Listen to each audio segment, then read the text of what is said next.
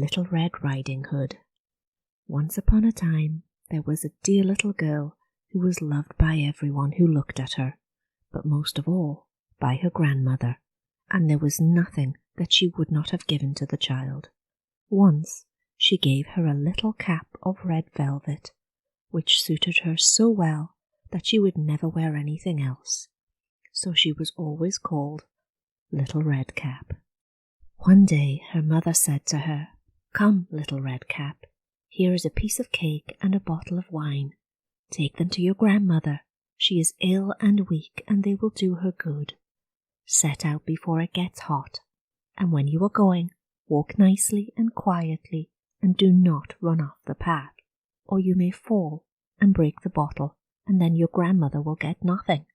And when you get to her room, don't forget to say good morning, and don't peep into every corner before you do it." "I will take great care," said Little Red Cap to her mother, and gave her hand on it. The grandmother lived out in the wood, half a league from the village, and just as Little Red Cap entered the wood, a wolf met her. Red Cap did not know what a wicked creature he was, and was not at all afraid of him. "Good day, Little Red Cap," he said. "Thank you kindly, Wolf." "Whither away so early, Little Red Cap?" "To my grandmother's." "What have you got in your apron?" "Cake and wine.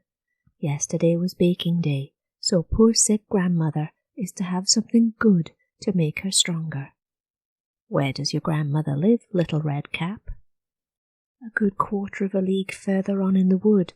Her house stands under 3 large oak trees. The nut trees are just below. You must surely know it," replied Little Red Cap. The wolf thought to himself, "What a tender young creature, what a nice plump mouthful. She will be better to eat than the old woman. I must act craftily so as to catch both." So he walked for a short time by the side of Little Red Cap, and then he said, "See, Little Red Cap, how pretty the flowers are about here. Why do you not look around? I believe, too, that you do not hear how sweetly the birds are singing. You walk gravely along as if you were going to school, while everything else out here in the wood is merry." Little Red Cap raised her eyes, and when she saw the sunbeams dancing here and there through the trees, and pretty flowers growing everywhere, she thought, "Suppose I take grandmother a fresh nosegay. That would please her too. It is so early in the day, and I shall still get there in good time." And so she ran from the path and into the wood to look for flowers. And whenever she had picked one, she fancied that she saw a still prettier one further on, and ran after it, and so got deeper and deeper into the wood. Meanwhile, the wolf ran straight to the grandmother's house and knocked at the door. "Who is there?" "Little Red Cap," replied the wolf. "She is bringing cake and wine. Open the door." "Lift the latch," called out grandmother. "I am too weak and cannot get up." The wolf lifted the latch, the door sprang open, and without saying a word, he went straight to the grandmother's bed and devoured her. Then he put on her clothes, dressed himself in her cap, laid himself in the bed, and drew the curtains.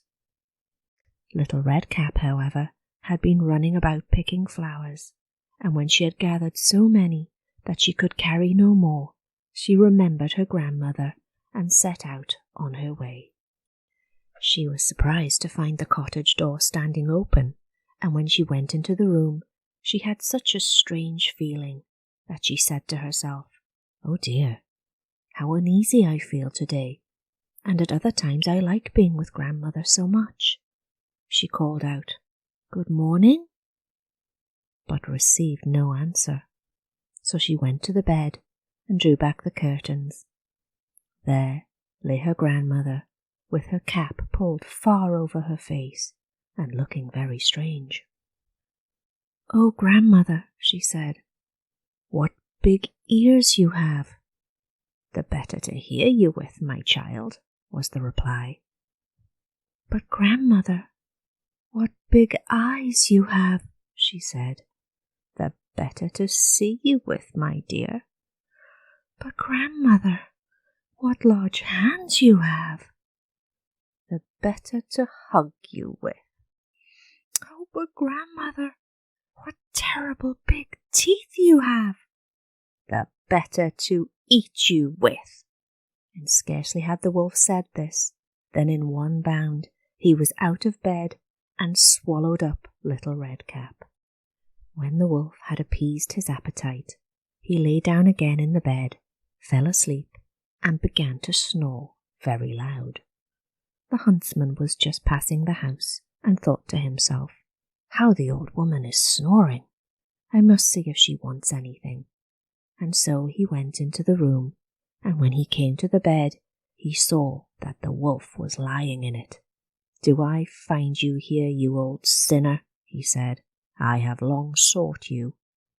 And just as he was going to fire at him, it occurred to him that the wolf may have devoured the grandmother, and that she might still be saved. So he did not fire. He took a pair of scissors and began to cut open the stomach of the sleeping wolf. When he had made 2 snips, he saw the little red cap shining. And then he made 2 more snips, and the little girl sprang out crying, "Oh, how frightened I've been! How dark it was inside the wolf!" And after that, the aged grandmother came out alive also, but scarcely able to breathe. Redcap, however, quickly fetched great stones with which they filled the wolf's belly, and when he awoke, he wanted to run away, but the stones were so heavy that he collapsed at once and fell dead. Then all 3 were delighted. The huntsman drew off the wolf's skin and went home with it. The grandmother ate the cake and drank the wine which Redcap had brought and revived. But Redcap thought to herself, "As long as I live, I will never by myself leave the path and run into the wood, when my mother has forbidden me to do so." On another occasion, when Redcap was taking cakes to the old grandmother, another wolf spoke to her and tried to entice her from the path. Redcap, however, was on her guard, and went straight forward on her way, and told her grandmother that she had met the wolf, and that he had said "good morning" to her, but with such a wicked look in his eyes that if they had not been on the public road, she was certain he would have eaten her up. "Well," said the grandmother, "we will shut the door that he may not come in." Soon afterwards, the wolf knocked and cried, "Open the door, grandmother. I am little Redcap, and I am bringing you some cakes." But they did not speak or open the door, so the grey-beard stole twice or thrice around the house, and at last jumped on the roof, intending to wait until Redcap went home in the evening, and then steal after her and devour her in the darkness. But grandmother saw what was in his thoughts. In front of the house was a great stone trough, so she said to the child, "Take the pail, Redcap. I made some sausages yesterday, so carry the water in which I boiled them to the trough." Redcap carried until the great trough was quite full. Then the smell of sausages reached the wolf, and he sniffed and peered down, and at last stretched out his neck so far that he could not keep his footing, and began to slip, and slipped down from the roof straight into the great trough and was drowned. But Redcap went joyously home, and no one ever did anything to harm her again. Good night, and God bless.